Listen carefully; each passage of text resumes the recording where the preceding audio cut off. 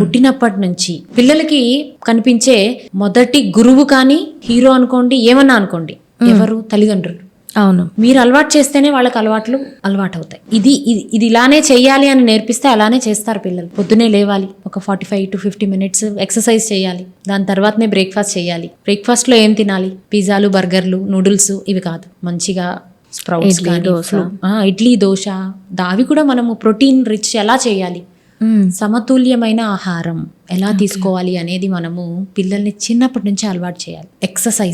ఆ exercise minimum compulsory శరీరానికి అవసరం. ఎండకి ఎక్స్పోజ్ అవ్వాలి, ఆడుకోవాలి. గ్రౌండ్స్లోకి పిల్లలకి వెళ్ళి ప్లే గ్రౌండ్స్లో ఆడుకునే పిల్లలే కనిపించడం లేదు. వదిలిపెట్టాలన్నా భయపడే పరిస్థితిలో మనం ఉన్నాం.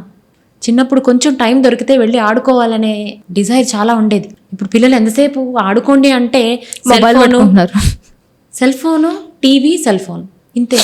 సో ఈ అలవాట్లు చిన్నప్పటి నుంచి తల్లిదండ్రులు అలవాటు చేయాలి, స్కూల్లో చెప్పాలి, కాలేజ్లో health education compulsory, sexual education compulsory.